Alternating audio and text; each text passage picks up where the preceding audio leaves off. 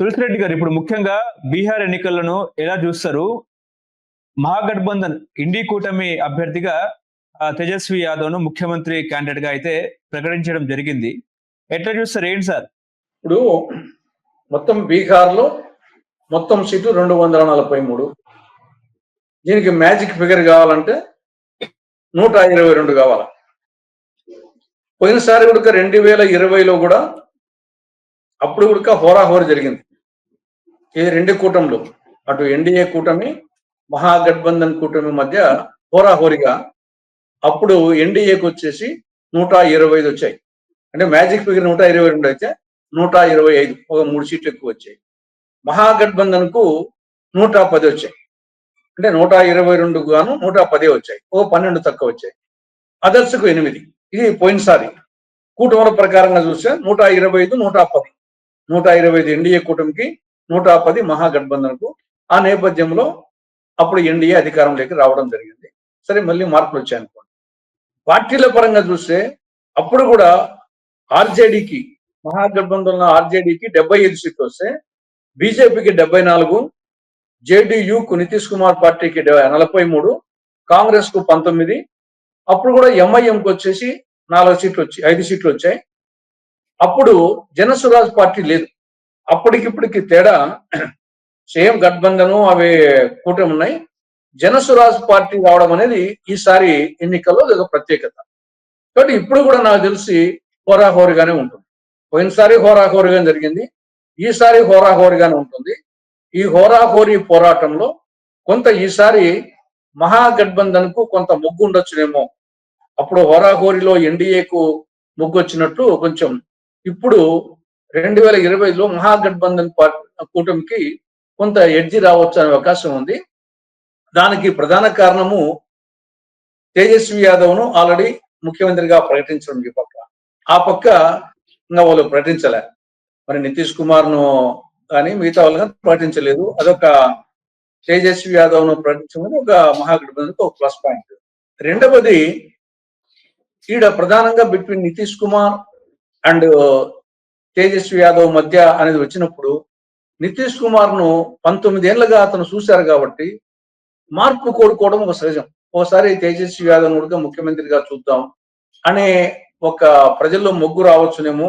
నితీష్ కుమార్ మీద ఆల్రెడీ 19 ఏళ్ళు ఉన్నాడు కదా, 9 సార్లు ఉన్నాడు కదా అనే యాంగిల్లో వచ్చేసి నితీష్ కుమార్కి అది మైనస్ కావచ్చేమో. ఇది తేజస్వి యాదవ్ కు, మహాగఠబంధన్ కు ప్లస్ కావచ్చు. ఇంకా మిగతా అనేక అంశాలు కూడా ప్రభావితం చేస్తాయి. ఒకటి, వలసలు అనేది బీహార్కు సంబంధించి వలసలు ప్రధానమైన అంశం. దేశంలో ఎక్కువ వలసలు ఉండే రాష్ట్రం బీహార్. తర్వాత నిరుద్యోగ సమస్య, ధరలు, అవినీతి, కుల సమీకరణాలు. ఈ బీహార్లో అన్ని రాష్ట్రాల కంటే కుల సమీకరణాలు కూడా బాగా ప్రభావితం చేస్తాయి. ఇక్కడ ఓవరాల్ గా జనసురాజ్ పార్టీ, ప్రశాంత్ కిషోర్ పార్టీ ఎవరిని దెబ్బతీస్తుంది?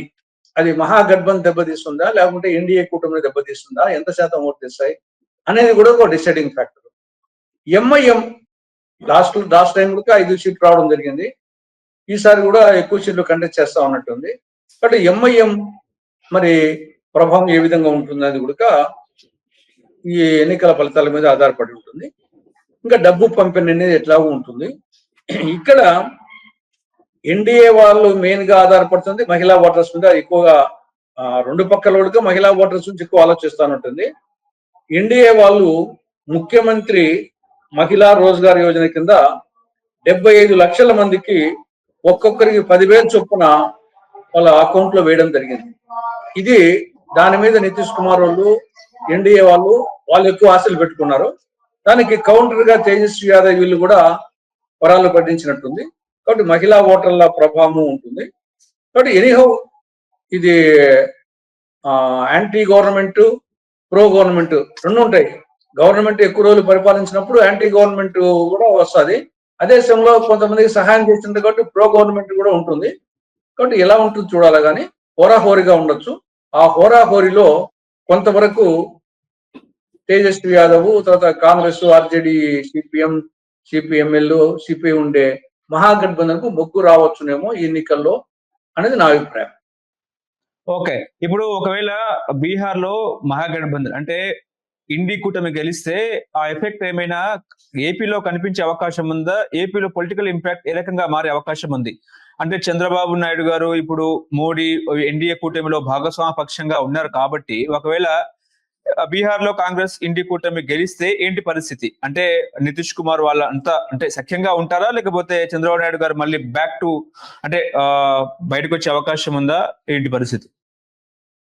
ఇప్పుడు అది బీహార్ ప్రభావం ఓవరాల్ గా కొంత ఉంటుంది. మా దేశమే నాట్ ఓన్లీ ఆంధ్రప్రదేశ్, దేశం మొత్తం మీద వచ్చేసి కొంత బీజేపీ కూటమికి కొంత డిమోరలింగ్ ఎఫెక్ట్, కాంగ్రెస్ కూటమికి కొంత మోరల్ ఎఫెక్ట్ అంతవరకు వస్తుంది తప్ప అని వచ్చేసి దాంతోనే ఏదో మొత్తము కేంద్రంలో దగ్గర వచ్చేసి ఎన్డీఏ కూటమికి దగ్గర ఉంటే పర్వాలేదు. ఇక్కడ చాలా వ్యత్యాసం చాలా ఎక్కువ ఉంది కాబట్టి ఆ అది ఏదో కేంద్ర ప్రభుత్వం మీద దాని ఎఫెక్ట్ పడుతుంది, దాని పర్యవసానంగా నితీష్ కుమార్ డెసిషన్ మార్చుకుంటాడు, చంద్రబాబు మార్చుకుంటాడు అని ఆ కోణంలో ఆలోచించడం ఓవరాల్ గా దేశవ్యాప్తంగా కాంగ్రెస్ కి వచ్చేసి కొంత నైతికంగా ధైర్యం వస్తుంది, బలం వస్తుంది. బీజేపీకి కొంత నైతికంగా బలహీనపడుతుంది. అంతవరకే ఉంటుంది తప్ప ఇది కేంద్ర ప్రభుత్వం మీద ఏదో మార్పు ఉంటుంది, కేంద్ర ప్రభుత్వంలో చంద్రబాబు నాయుడు తర్వాత నితీష్ కుమార్ వాళ్ళు ఏదో మార్చుకుంటారు, నేను ఆ కోణంలో దీని ఎఫెక్ట్ తోనే మార్చుకుంటారు అనుకోవడం లేదు. కానీ ఎన్నికలు వచ్చేటప్పటికల్లా ఇప్పుడు ఇమీడియట్ గా ఏం రావు. ఎప్పుడు వస్తాయంటే లోక్సభ ఎన్నికలు 2029లో కానీ ఇంకా ముందు కానీ వచ్చేటప్పుడు అప్పుడు పరిస్థితులు మారుతాయి. అంతే తప్పనిచ్చేసి ఇప్పుడు సంవత్సరంన్నరే అయింది ఇది. కాబట్టి బీహార్ ఎన్నికల ఫలితము ఇంకా 3.5 సంవత్సరం కేంద్రంలో బీజేపీ అధికారం ఉంటుంది కాబట్టి, మోడీ ప్రధానమంత్రి ఉంటాడు కాబట్టి ఇప్పుడే ఏదో అక్కడ మార్పు వస్తుందని అనుకోవడం. అంటే బీహార్ ఎన్నికల్లో నితీష్ వర్సెస్ తేజస్వి యాదవ్ అలా చూడవచ్చు అంటారా? ఇప్పుడు ప్రస్తుతానికి ఒకవేళ బీజేపీ ఆడ ఎక్కువ సీట్లు ఉన్న పార్టీ అయినప్పటికీ, కేంద్రం అధికారం ఉన్నప్పటికీ నితీష్ ను కాదని అక్కడ ఆల్రెడీ సిట్టింగ్ ముఖ్యమంత్రి కదా, సిట్టింగ్ సీఎం కాబట్టి న్యాచురల్ గా ఎంత కూటమి అయినప్పటికీ బీజేపీ కేంద్రం ఉన్నప్పటికీ ఆయన ఆషామాషయం కాదు కదా. 19 సంవత్సరాలుగా ముఖ్యమంత్రిగా ఉన్నాడు, 9 సార్లు ముఖ్యమంత్రి అయినాడు, సీనియర్ మోస్ట్ రాజకీయ నాయకుడు, జేడీయూ అధ్యక్షుడు కాబట్టి సిట్టింగ్ చీఫ్ మినిస్టర్ కాబట్టి డెఫినెట్ గా బిట్వీన్ నితీష్ కుమార్, తేజస్వి యాదవ్ అనే యాంగిల్లో ఎక్కువ జరుగుతుంది. ఓవరాల్ గా వచ్చేసి మహాగఠబంధన్ ఎన్డీఏ కూటమి అనే యాంగిల్లో జరుగుతుంది. కూటమి యాంగిల్లో కొంత జరుగుతుంది. కానీ వ్యక్తుల ప్రకారంగా చూస్తే నితీష్ కుమార్ అండ్ తేజస్వి యాదవ్ అనే యాంగిల్లోనే వస్తుంది. కూటమిల ప్రకారంగా చూసినప్పుడు మహాగఠబంధన్ ఎన్డీఏ కూటమి ప్రకారంగా జరుగుతుంది. కానీ రెండు ఉంటాయి, వ్యక్తుల ప్రభావం ఉంటుంది, కూటమిల ప్రభావం ఉంటుంది. నేను చెప్పినట్టు మిగతా అనేక అంశాలు, జనసురాజ్ పార్టీ ఎంఐఎం ప్రభావం ఉంటుంది, జనసురాజ్ పార్టీ ఎవరు ఓట్లు ఎక్కువ చేర్చుకుంటారు, ఇవన్నీ మిగతా మహిళలకు వరాలు ఇవ్వడము, తర్వాత ఈ యొక్క అవినీతి అనేది ఒకటి, యాంటీ ఎస్టాబ్లిష్మెంట్, ప్రో ఎస్టాబ్లిష్మెంట్ అనేక అంశాలు పనిచేస్తాయి. Thank you sir. నమస్తే. హలో, తెలుగు రాజ్యం ఛానల్ చూస్తున్నారా? సామాజిక రాజకీయ జీవన చిత్రణే తెలుగు రాజ్యం. అతిశయోక్తులు అసత్యాలు ఉండవు. రాజకీయ కోణం కాదు, ప్రజా కోణమే కొలబద్ద. తెలుగు రాజ్యం వీక్షణ మీ ఉత్తమ అభిరుచికి నిదర్శనం.